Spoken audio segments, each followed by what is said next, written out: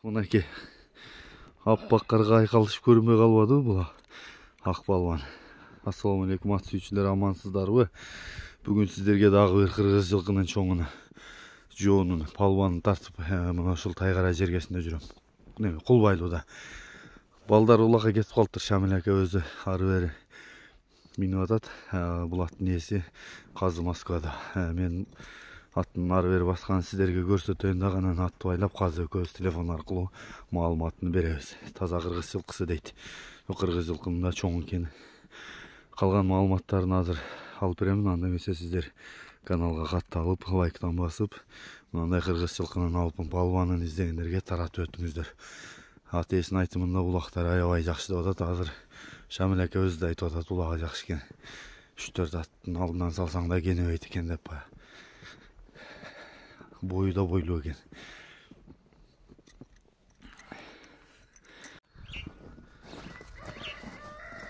Аке азыр ээсине чалайлы. Ээси Москвада. Мына телефонду чалып атам. Нургазы, ассаламу алейкум. Мына атың жанындабыз. Жаксыңбы? Атың маалыматыны бере берели. Азыр ары бери миндик. Шамил ака өзү минди, балдары улакта экен. Аттың теги таза Карабайыр. Таза кыргыз жылкысы, Таза кыргыз жылкы. Анан атты бизде 3 жылдан бери 2 жыл кубазы кылып, 1 жыл үйүргө койдук да. Үйүргө коюп 8 бээге коюлду. Бээлер жакшы эмес, болду экен билип калды. Анан чаба турган палбан болсо берели дейт аттычы. Анда мен алып сатар эмесмин, чисто өзүм бесим оор үчүн чоң ат алгам да, миңге бар улак көрмөкчү. Улагы гарантия. Анан баягындай алган адам болсо эме кылып гарантия менен 40 күн болду ат туруп калды. Азыраак бастырыш керек. Үйүнөн келгенден атты бастырып, тууту анан бир төпеш улакка барды. Барбай калат экен деп атты кайра токтотуп койду беле. Анан кайра ойлонуп көрүп палбаны болсо берейли деп улакка чапкан болсу. Ат өтө уверен да. Улагы ишеничтүү. 100 аттын арасында мындай болбойт. Андан көбүрөөк улакка салыш керек да. Теке улактын аты эмес да, сорко улактын аты. Чоң жыйындык экен да. Өтө ат палбаны. Чоң экен, бирок боюн ченегенсиңби? Боюн ченебедим. Атты көрүп эле магалай каткенде эле алып эле биндим. Бирок чоң экен, Ат өтө чоң. Бунун теги баягындай Карабайыр эмес, бул аргындашкан дей беришти көбүчө. Бирок интерес коюп өзүм сурагам. Калмакырсындан Молдо жаш деген акадан кеткен экен атчы. Анан муну сатардын алдында дагы бир маалыматын тактап коеюн деп эмеге тактап, эгер билем дегендер болсо номерин берем да. Ошондон өзү сатып алат. Оңой. Сатып коюп алдынан бир тактап алайын деп. Демек таза кыргыз жылкы. Демек бул жанагы Калмакырсын сары улактагы Молдо жаш аканын үйүрүнөн чыккан Калмакырсындан экен да түбү, Ооба, түбү баягы мен билбедим, Орлик деген аттын небереси. Орликтин, Осмоналы палбан чапкан Орликтерге барат экен да.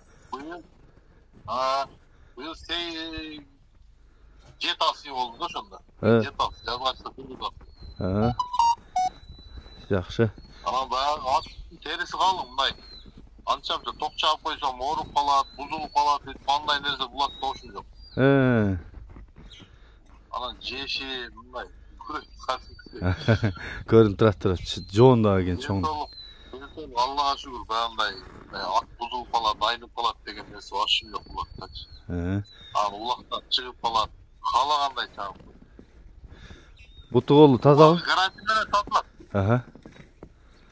Барып суутуп салып көр, эгер эме болбой калсам, жактырбай калса, кайра возврат эле алып коем. Bundan өзүң айылда минбесең же айылга баргандай такай жүрө албай атабыз да, бул жакта иш Москвада болгон үчүнчү. Жакта эми кичине адам иштеткени үчүн такыр атка көңүл бурулбай калып атат, кол бошобой. Ошол менен. Жакшы экен. Анда казы баасы канча мунун? Баасын өзү чоң пул алынган, ошо эми советтешип эле койсок, ат сен деле билесиң. Бир бааны дедиңе жараша бир бааны айт жакыныраак кылып элге. Айтып атасың, чындыгында пайдаланыш эмес, эл алып пайдалансын, мен айгыр алдым деп атасың. Жөндүрак берем деп атат да бул жигит дагы. Ошого жакшыраак кылып айта бер эле. Ошо жөндүрөк берейин дедим эле, өзү алган пул азыр доллар канчадан болот экен деле санап көрбөпмүн. Сомгочу. Сомго чоң пулга келген да өзү. Анан өзү чоң пулга келгенде 13 десем жакшы эле болсо керек. Түшүп бересиң да? Келген пул ошол пул экен да. Жол-жолтун кылып беребиз. Болду. Улагы гарантия? Улагы мындай 100% гарантия. Ошол жерде кокус кирбей койсо, жарабай койсо, ошол жерде чалат, аттап барып койсо эле сразу акчасын которуп коем, мен анын эч эмеси жок. Болду, эсеп. Мен жакындан тартып коеюн анда. Кайсы информация элге толук жеткирип коер. Мына таза кыргыз жылкы көп эле баягы чоң ат кыргыз жылкы мындай болбойт деп беришет экен да. Чоң көмүрөк ооба. Болбойт. Маалыматы толук. Болду, эсеп. Өтө чоң пулга сатылып кеткен экен эле. Подарка келип калган ат да. Подарка акаларыбызга келип, акаларыбыз бизге как подарка катары эле берген да. Десиңем чоң ушул атты мен депчи. Жакшы. Жакшы экен. Башында ошко сатылганда $30,000 кеткен экен. Жакшы. Анда Бол айдан келип калды. Биз маалыматыны азыр номерден дагы калтырабыз, номерден дагы алса. Бирок чындап чоң ат экен, бою. Канча экенин билбейм го, бирок жама чоң экен. Тиш билгендерге болсо муну мурдун жабып алдым да мынанчы. Айгыр койсоң дагы кулум менен эле каптатып кое турган ат экен. Жагы чогурликтерге баш окшош экен баягы Байжандын аттарына.